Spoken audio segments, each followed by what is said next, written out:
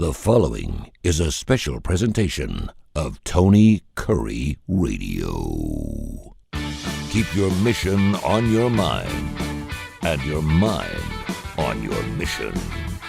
This is Mission Minded with Michael Coleman. Always great to see that face on the left-hand side of the screen. He's Michael Coleman, Heart of Alabama Food Bank. He is the CEO of that wonderful institution, but more than anything, he's one of my best buds, and we just love doing our show called Mission Minded every single week.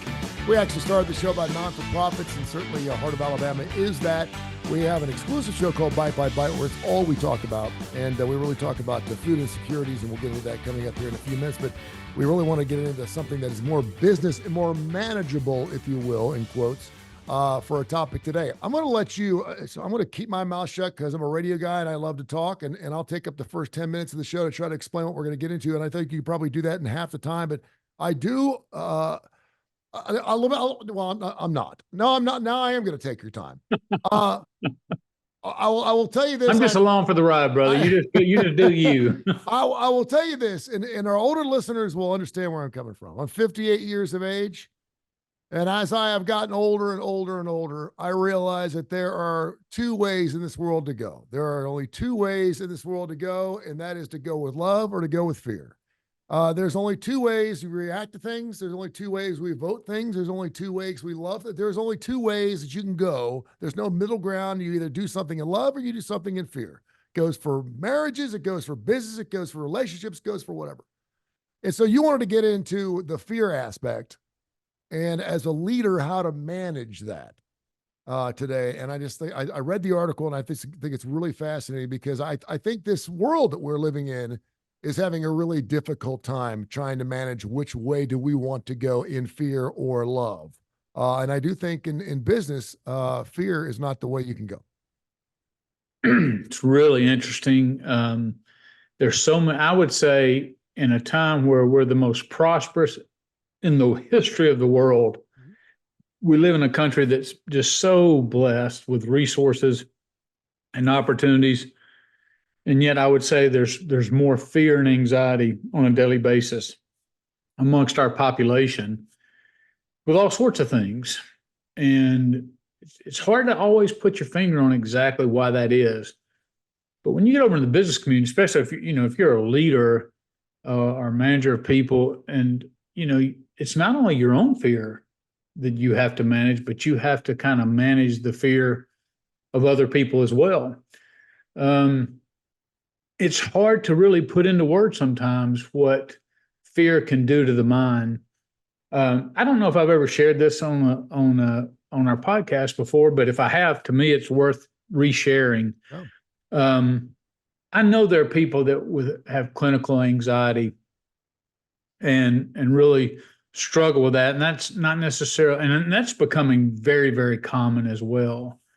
But lots of times, just to put a context around this, I've talked with a doctor, and he kind of helped me understand just this whole just general anxiety and fear that comes about.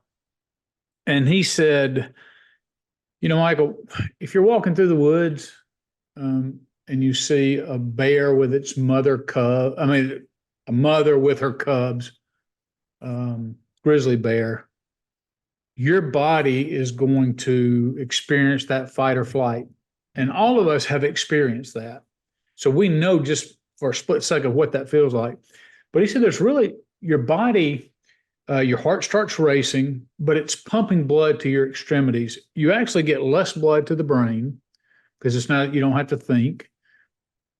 You have to either fight or run away.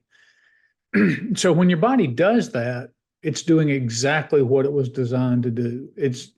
Fear alerts you that there potentially is a problem. Today, though, we have a lot of people who battle anxiety.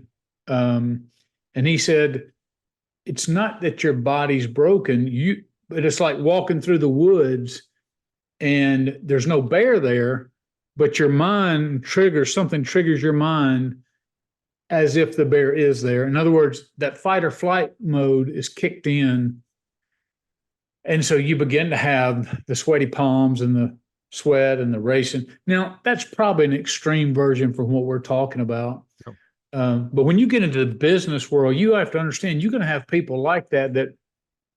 And I'm constantly amazed when I talk with people, because in my mind, I have this culture that I'm establishing, and it's one that's supportive and all that. And then when I hear somebody's afraid, and I'm like, well, what are they afraid of? And I just recognize some people are wired that their first response to any stimuli is fear.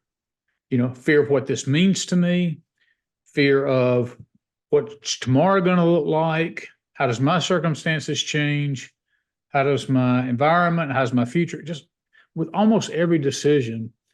And boy, it really can get inside your mind, and it's just such a toxic thing. And the reason I was mentioning that about the doctor was he was saying, we train, if you look at somebody who suffers from anxiety, you could do a scan of their brain, and there's nothing diseased about the brain. There's nothing wrong. We simply have trained our brain to respond to stimuli. And lots of times when we experience fear, then the response is we withdraw. We don't face our fear. And so when we pull away, the anxiety lessens.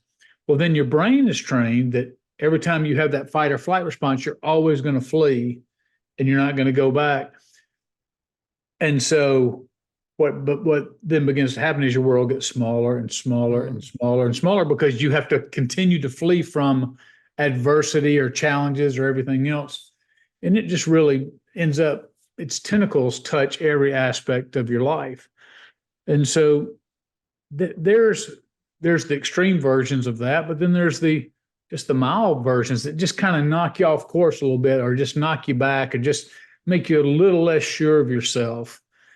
And I think it's important for leaders to be able to understand that they've got those issues going on, but they also have their employees that are going on. And how do you navigate all that? Because what I have found is that while most people have some type fear, they're all over the place in terms of what triggers that fear. What is their response to fear? How do you lead people to face something that they dread? And I mean, it's really something that doesn't get talked about enough, because I think fear is a very toxic thing. It can shut you down as an individual. It can shut you down as a leader. It can shut down an organization that's scared to move forward because of fear or failure or whatever's causing all that. It's really interesting. I think I heard this. It was probably from the National Mortgage Association during COVID, because a lot of people had lost their jobs, wasn't working, and they said the worst thing you could do is not pick up the phone, and because when your phone's ringing off the hook and every person is calling you as a bill collector, or you're a mortgage company in this particular case, you just want to put it off. You just want to keep putting it off, and you become paralyzed. And I'm guilty of that. Tax season is really difficult for me. I got the extension last week. There was no way I was going to get done by the 15th. So I've got an extension the last 4 years, and I hate that I do that, because now I've just put it off till October 15th. So I've got more time to procrastinate. And basically they said the worst thing you do is not react in some form or fashion, not put your foot on the floor, not start your day, not move forward somehow. It's the old cleaning out the garage, right? You got to start with the first box. You got to get after it. And I think one of those things that's on this list here is about facing my fear. We always hear about facing your fear. If you'll face your fear, you can beat your fear. Talk about what that means in business. I'm also claustrophobic. And I faced my fear, and I had a panic attack and passed out in the elevator when got stuck. Yeah. I still don't like elevators. So I faced my fear, but it still scares the hell out of me. Do I feel like I've moved forward? Yes. And that was something where I don't have to ride an elevator today, but I made myself do it just to face that fear, to see if it works. But I want you to talk about facing your fear and what that means in a business workplace. Yeah. So, well, and let me just address that before I do that. The idea is, what the doctor kept saying was, when you look at somebody's brain that's like that experiences this fear, where somebody else may say, well, this is ridiculous. There's no threat there, but your brain is responding as if you're back to the bear situation, that there's a bear there, or there's a threat there. The idea is, because your brain's not diseased, you have trained your brain to respond to certain stimuli. And so the good news is, he told me, was that if you trained your brain to respond this way, you can retrain it to respond a different way. And that's why the first thing in this article is so true is I will face my fear. Because if your brain is saying you need to flee because there's a bear there, but you can't see it, but there is no bear there. You don't know why it's being triggered. It's not that your brain's disease, it's this you stand still or you move forward. And after a while, your brain, whatever was triggering it, will retrain your brain to say, oh, there's nothing there.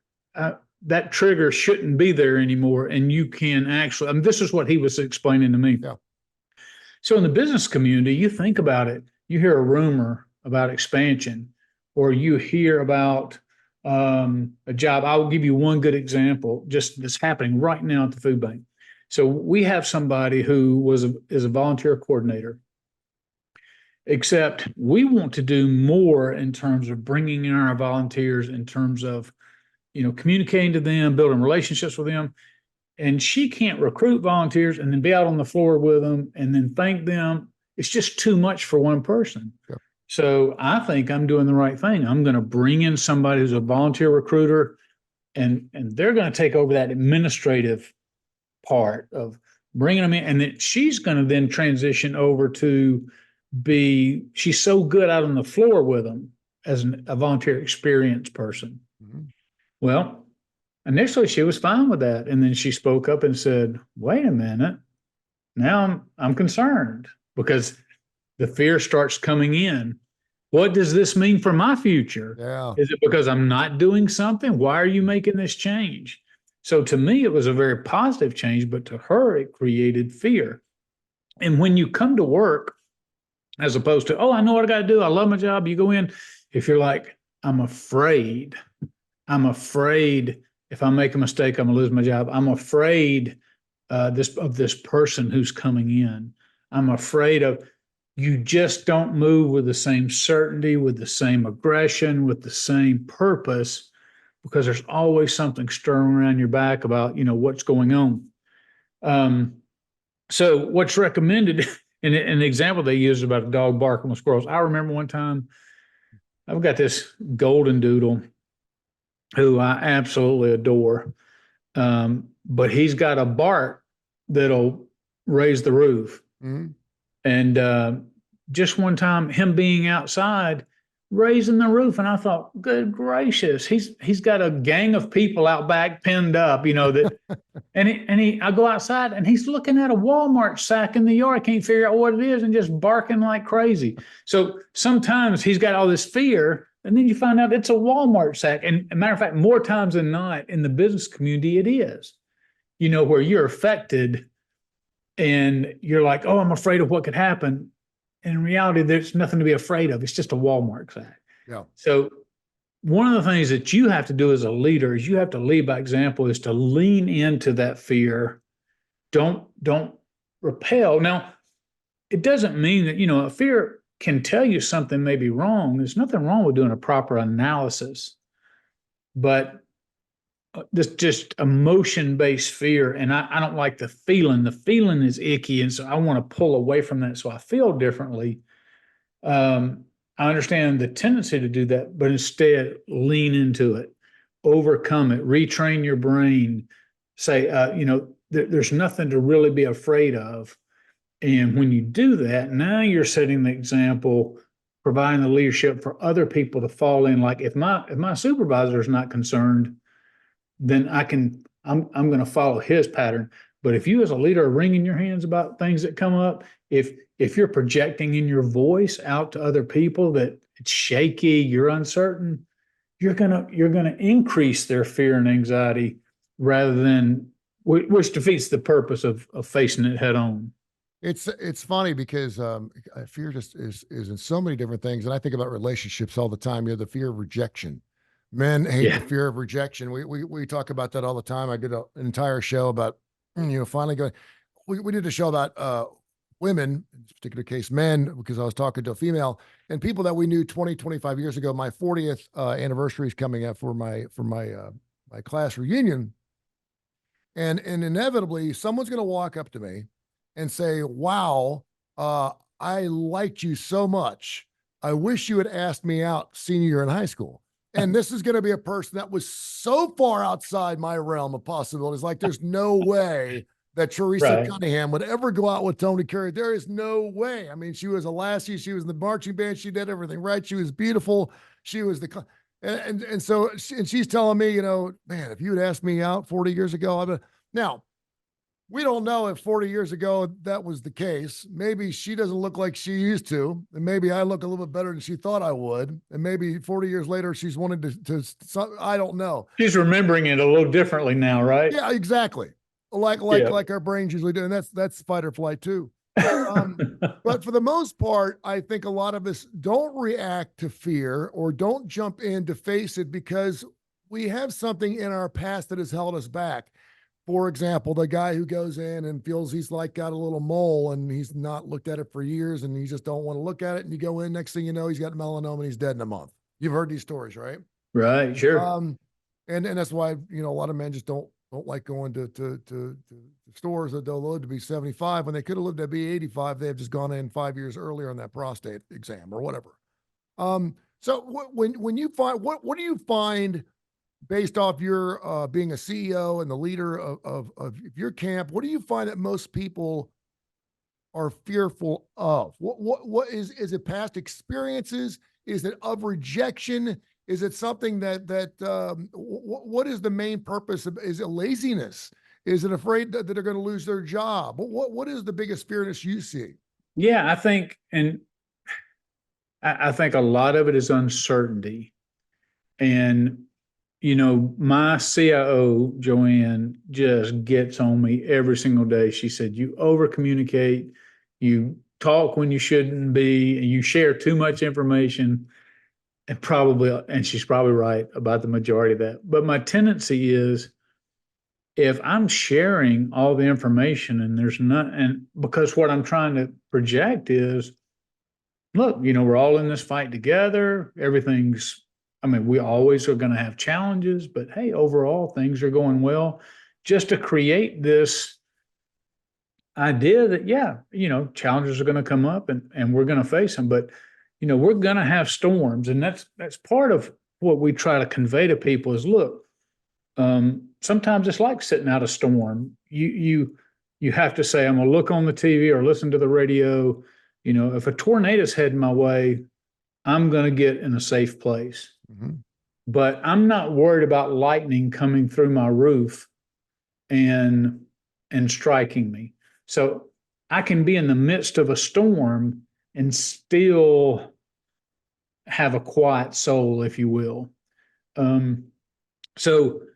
And a lot of that is based on what I know. Now, imagine if you're sitting there in a bad storm and you can't get access to any sort of communications, your phone's not working or whatever. You don't know if a tornado is on its way. That's the uncertainty in the business world, where lots of times we like to keep employees in the dark and we don't like to inform them what the next steps are. But when people are working in that uncertainty, what always happens is they naturally fill the gap. Because rumors start happening, and then rumors turn into, oh, well, so-and-so said they heard this. And that information vacuum is going to be filled, and usually with something false and erroneous that further deteriorates the situation. So I found that most employees, if you communicate with them, you're honest with them, and you tell them, this is going to be a rough patch, or yes, we have to get through this, whatever. Sometimes it's very small things, just being, a minor inconvenience, to, hey, this is going to be a philosophical shift in how we do business. As long as you're communicating with them and they understand and it's logical to them, it makes sense. They don't feel like you're acting emotionally, like, wow, that's really an overreaction. And yeah, man, Michael, you just don't know from day one, whatever mood he's in is how it's going to flip around here. So, that creates all that instability. And then where there's instability, there's fear. To going back to what you said, based on if I lose my job, number one, where do I get another job right now? Will I be able to replace my income? Will there be a gap in my time? How's that going to affect my family? How's that going to affect my bills, credit, everything that goes on in that. And you can just see how quickly it just begins to stack up. And then somebody's just overly worried. When they're worried about all those things, forget it. There's no way you can have a productive employee. It's funny. I've worked with a lot of support groups, and I do a lot of stuff with AA, and we always talk about, you ask 100 people, and it doesn't have to be the 12-step program for anyone who's been through it.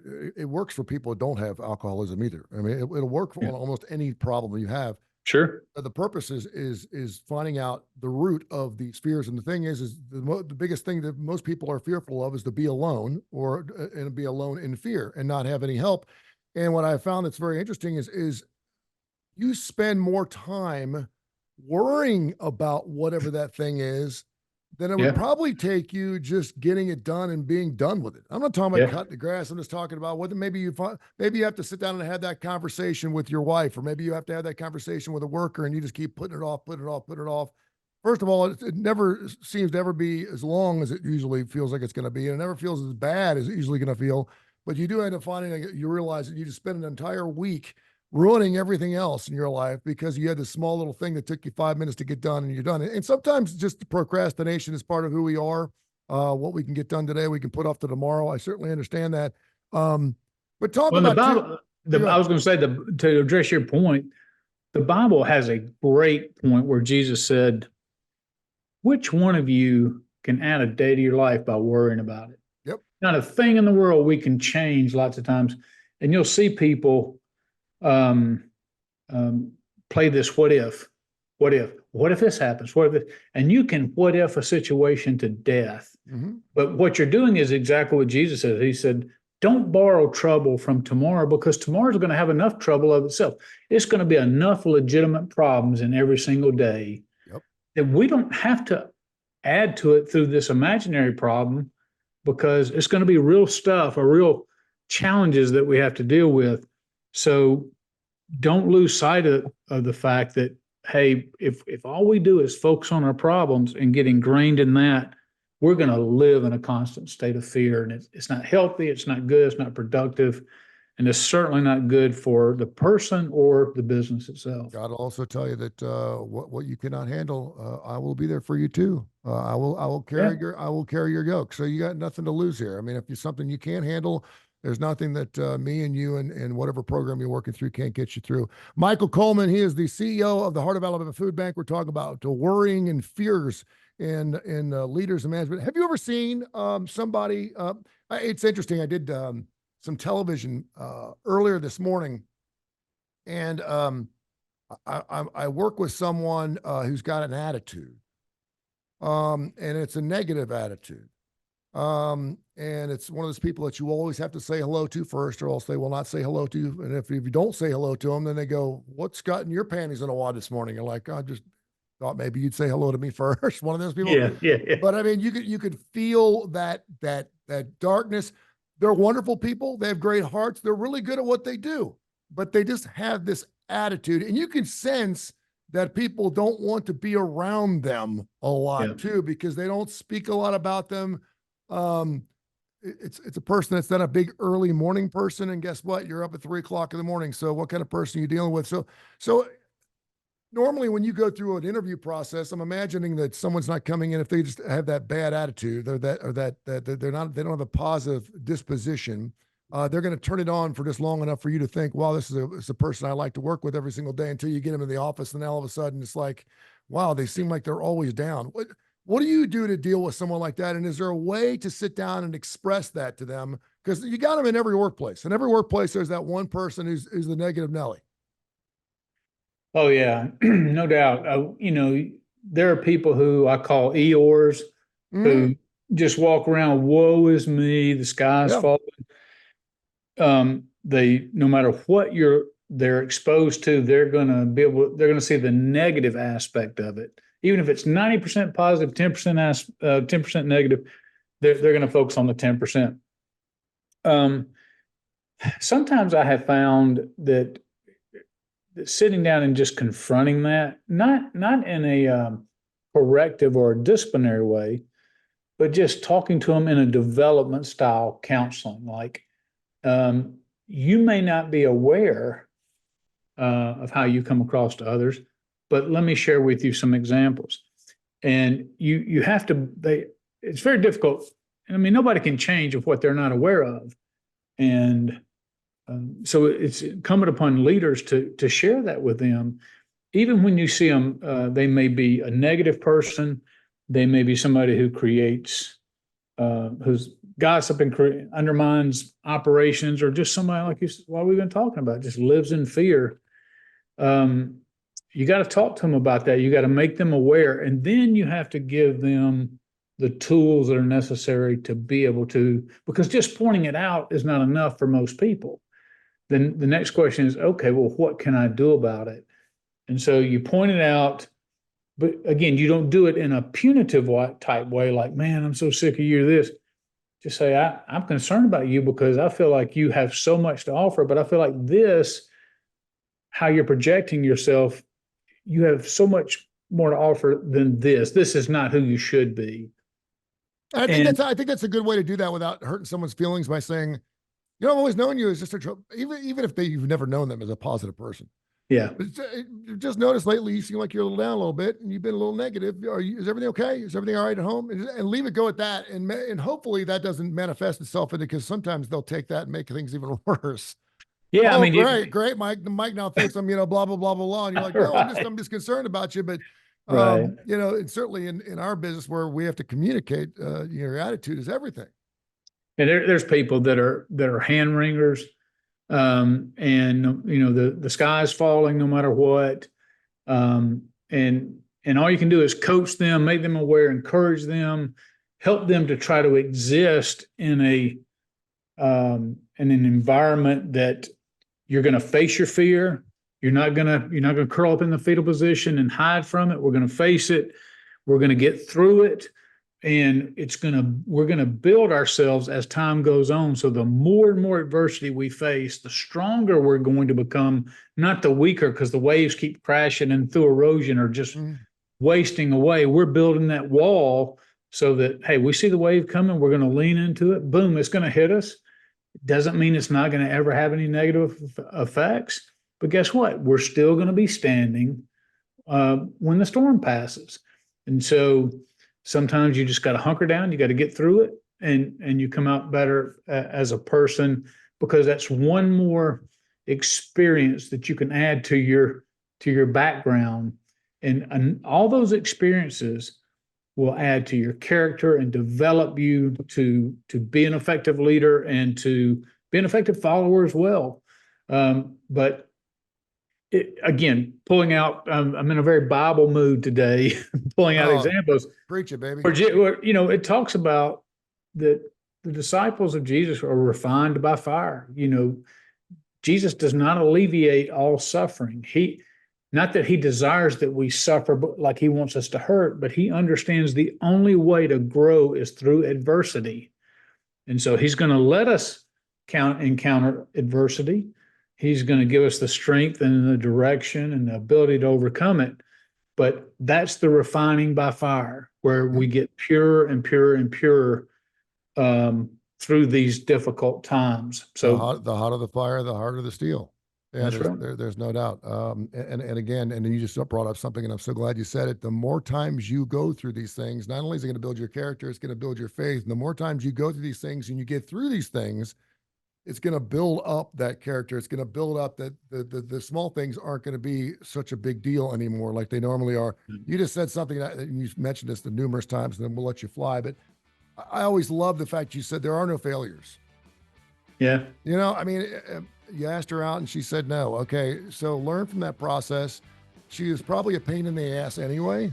Yes. That's what I always tell myself. I'm like, she's probably, I see good looking women walking alone too. So just because they're good looking or ugly or whatever, or they got great, doesn't matter. They're probably a major pain in my ass anyway. So maybe God has done me a service here by pushing this one off so I can find my future Mrs. Curry. So there you have it. That's right. Info TonyCurryRadio.net, info TonyCurryRadio.net. If you got any emails, check us out.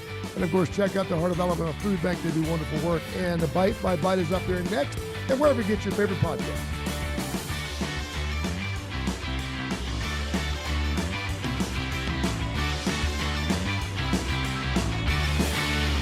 This has been a special presentation of Tony Curry Radio.